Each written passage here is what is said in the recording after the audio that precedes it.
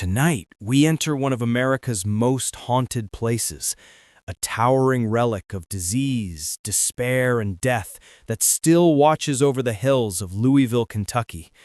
For decades, the Waverly Hills Sanatorium has drawn ghost hunters and thrill seekers from around the world, but what most people don't know is that it's still alive in its own way. This is the story of my final shift there, the night I learned what still breathes in the dark halls of Waverly Hills. The entrance gate of Waverly Hills at night, dim security lights glowing through mist. I was hired as a temporary night guard for the Waverly Hills Sanatorium in late October. The company that owned the property had been running ghost tours all month, and they needed someone to patrol the grounds between midnight and 6 a.m., when the last tour ended and the next day's staff arrived. It sounded simple, easy money. Just me, the silence, and 180,000 square feet of crumbling hallways. I'd heard the stories, of course, about the 63,000 people who supposedly died there when tuberculosis swept through in the early 1900s, about the body chute, the tunnel where corpses were secretly lowered out of sight of patients. But I didn't believe any of it. Places like Waverly Hills don't scare you until you're inside them. Long corridor of the sanatorium, yellow light from flashlight, cutting through dust. When I clocked in, the last tour group was still leaving. Their guide, a guy named Mason, nodded at me as he packed up his equipment. "Quiet night, man. You'll be fine. Just don't go down to the 5th floor." I laughed it off, but his tone was dead serious. "What's on the 5th floor?" "Room 502, he said. "If you hear something up there, don't answer." He smiled, but it wasn't reassuring. The door slammed shut behind him, and his footsteps vanished into the fog outside. The silence that followed was suffocating. The main lobby interior, peeling paint, old gurneys and wheelchairs faintly visible. The first hour passed quietly. I walked the main hall, checked the windows, tested a few doors. The smell of damp plaster and rot clung to everything. My flashlight beam trembled across walls covered in graffiti. Names, pentagrams, random numbers. Every so often, the old building sighed, wind through broken panes, pipes contracting, the occasional metallic clang echoing down the stairwells. But beneath those natural sounds, there was something else. A rhythm. Soft and steady, like shoes shuffling across tile. I called out, "Hello?" The sound stopped instantly. Narrow stairwell leading upward, lit only by flashlight glow.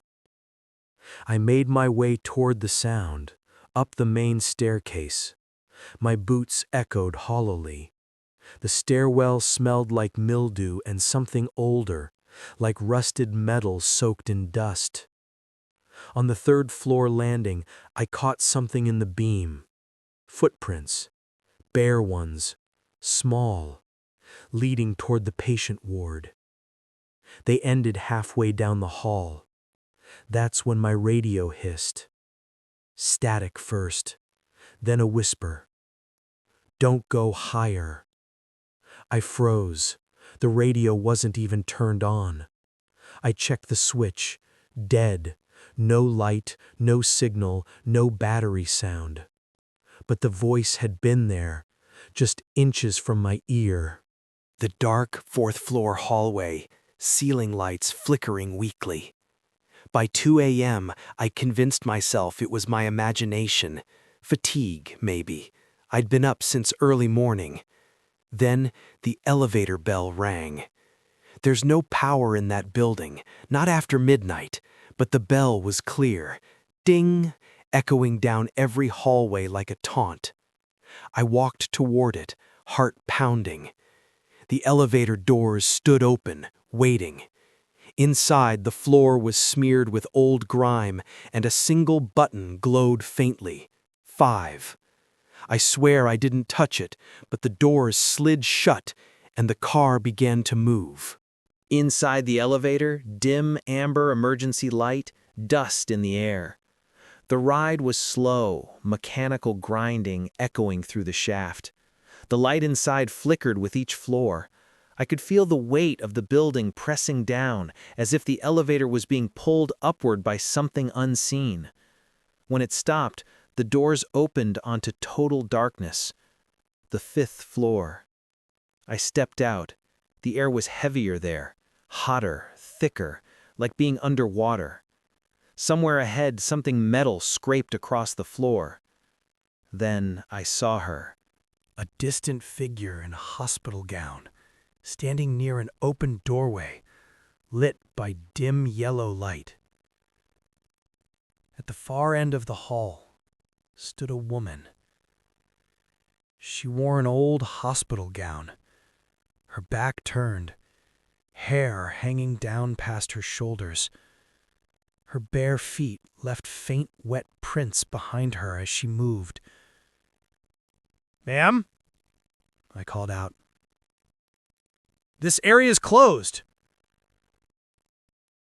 She didn't answer. I took a step forward, and the lights flickered. When they came back, she was gone. But the door beside her, room 502, was wide open. Inside room 502, broken hospital bed, faint hanging rope shadow on the wall. They say a nurse hanged herself in that room in 1928. I'd read about it on a ghost tour pamphlet earlier that evening, brushed it off as folklore. But when I stepped inside, I felt it, the kind of silence that listens back. The bed frame was still there, twisted, rusted. The ceiling hook above it swayed gently, though there was no wind. And then, that smell, coppery, damp, unmistakable.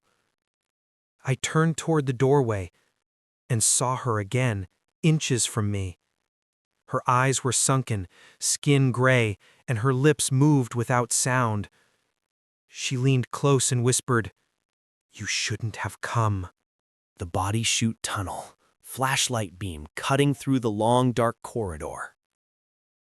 I don't remember running down the stairs, but I was suddenly on the 1st floor, gasping for air. Every hallway looked different, like the building had rearranged itself. Doors led to blank walls. Corridors ended in collapsed ceilings. I found the tunnel entrance, the so-called body chute. Locals had warned me never to go near it, but right then it felt like the only way out. I aimed my flashlight into the darkness. The beam vanished before reaching the end. Then I heard dozens of footsteps below, slow, dragging, climbing upward. Dawn outside the sanatorium, fog lifting, the guard standing alone by the gate. I don't know how I made it out. The next thing I remember is standing outside the front gate, sun breaking through the fog, my uniform torn and my flashlight dead. The morning security team found me shaking, covered in dust and blood that wasn't mine. They said the cameras inside never recorded anything, not even me. When I went back to collect my last paycheck, the supervisor said something that stuck with me ever since. "There hasn't been a night guard on staff in months," he said. "You sure you worked here?" I quit trying to explain after that.